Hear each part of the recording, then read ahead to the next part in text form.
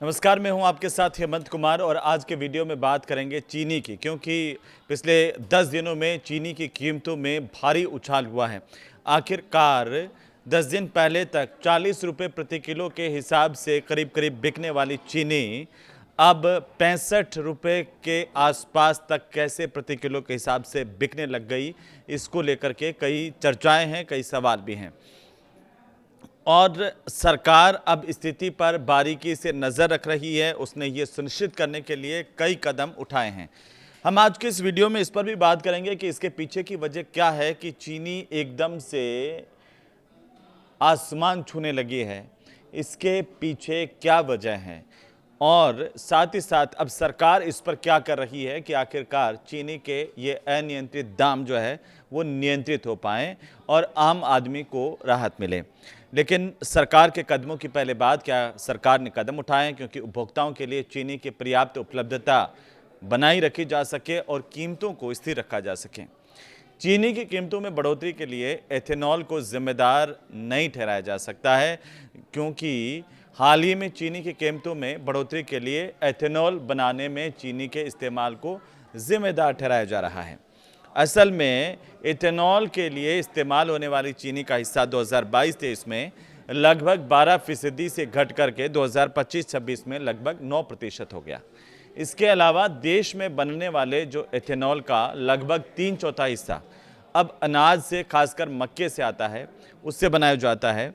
तो कई खबरें ये आपको बताई जा रही हैं कि एथेनॉल की वजह से चीनी जो है आसमान छू रही है, लेकिन क्या ये इसकी सच्चाई है, इस पर भी बात करेंगे। अब आते चीनी की मौजूदा कीमतों में बढ़ोतरी की वजह क्या है। तो अगर एथेनॉल इसकी वजह नहीं है तो चीनी की कीमतें किन वजहों से बढ़ी है, ये जानना बड़ा ज़रूरी है। और इन में उम्मीद से कम घरेलू उत्पादन एक बड़ी वजह बताई जा रही है। साथ ही साथ त्योहारों के मौसम में पहले से ज़्यादा मांग चीनी की बढ़ जाना, मौसम की वजह से गन्ने की फसल को नुकसान पहुंचना, जिससे गन्ना कम आ रहा है। दुनिया भर में चीनी की सप्लाई में कमी आ रही है और इंडस्ट्री के कुछ हिस्सों की ओर से सट्टेबाजी और जमाखोरी भी इसमें शामिल है। ये मोटे मोटे कारण हो सकते हैं कि आखिरकार चीनी की कीमतें कैसे इन 10-15 दिनों में आसमान छूने लगी।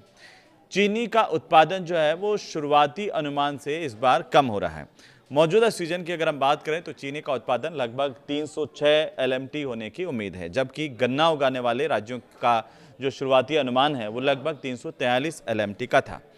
गन्ने में रेड रॉट और टॉप बोरर बीमारी हुई, जिसके साथ साथ ज़्यादा बारिश की वजह से जलभराव भी हुआ और इस वजह से गन्ना उत्पादन पर भारी असर पड़ा है। ये भी एक मुख्य कारण है कि गन्ना ही कम आ रहा है मिलों में, इस वजह से चीनी बन कम पा रही है और खपत बढ़ गई है। अब अनुमान से कम उत्पादन के बावजूद भी अक्टूबर में नया पेरोई सीजन शुरू होने तक घरेलू मांग को पूरा करने के लिए देश में चीनी का पर्याप्त स्टॉक अभी मौजूद है। इसलिए आपको घबराने की, डरने की ज़रूरत नहीं है कि आखिरकार क्या होगा, क्या चीनी भी पेट्रोल के जैसे आसमान छू जाएगी। कई लोग इस तरह की आशंकाएं जता रहे हैं या कोई अफवाहें अगर कोई फैला रहा है तो उनसे आप दूर रहिए। सच्चाई ये है कि सरकार के पास में ऐसा इतना स्टॉक मौजूद है कि अपने देश में पर्याप्त आपूर्ति की जा सके। दुनिया भर में चीनी की कीमतें बढ़ रही हैं। अब चीनी की सप्लाई में एक कमी इसे माना जा रहा है, क्योंकि चीनी की सप्लाई में कमी एक पूरी दुनिया के लिए वैश्विक समस्या है और ये सिर्फ भारत तक सीमित नहीं है। 2026-27 के लिए दुनिया भर में चीनी की कमी का अनुमान लगभग 33 LMT का है। और मौसम की स्थितियों को लेकर के हम जिस तरीके से देखा, उन चिंताओं ने वैश्विक हालात पर और ज़्यादा असर डाला है। नतीजा क्या हुआ? अंतर्राष्ट्रीय स्तर पर चीनी की कीमतें 30 जून 2026 को $474 प्रति टन से बढ़ करके 20 अगस्त 2026 को हो गई सीधे $552 प्रति टन। यानी लगभग इस 2 महीने में भी कम समय में 16% से ज़्यादा बढ़ोतरी चीनी के दामों में हुई है। अब एथेनॉल प्रोग्राम ने किसानों की मदद की और चीनी मिलों को मजबूत बनाया, ये एक बात कही जा रही है। इसमें कितनी सच्चाई है? तो भारत में आमतौर पर हर साल लगभग 320 से लेकर 340 LMT चीनी का उत्पादन होता है, जबकि घरेलू जो खपत है वो 280 से लगाकर 290 LMT तक होती है। अब ज़्यादा उत्पादन वाले सालों में अतिरिक्त जो स्टॉक है वो चीनी मिलों का पैसा फंसा देता है। इससे गन्ना किसानों को भुगतान में देरी हो सकती है।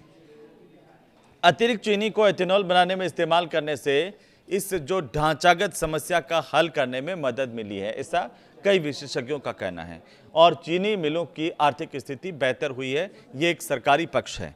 इसके नतीजे ये दिखा रहे हैं कि 20 अगस्त 2026 तक और 2025-26 जो है वो शुगर सीजन के लिए गन्ना किसानों का 97% बकाया भुगतान हो गया है।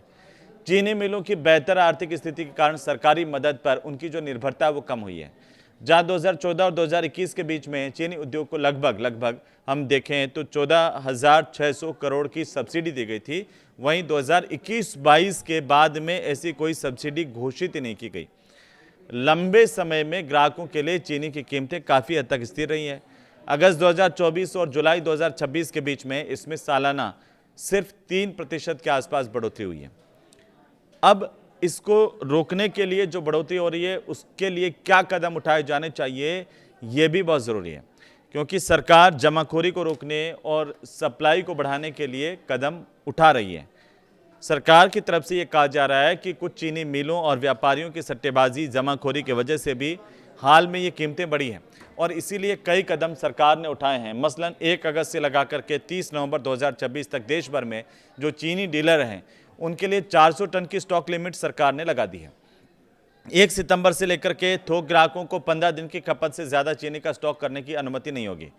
जमाखोरी बनावटी कमी की जांच के लिए केंद्र और राज्य की सरकारों के अधिकारियों की संयुक्त टीमें जो मिल्स हैं उनमें चीनी स्टॉक की फिजिकल वेरिफिकेशन कर रही है कि भाई इन मिलों में कितनी चीनी है, क्या जो ये लोग बता रहे हैं उतनी फिजिकल तौर पर मौजूद है कि नहीं है।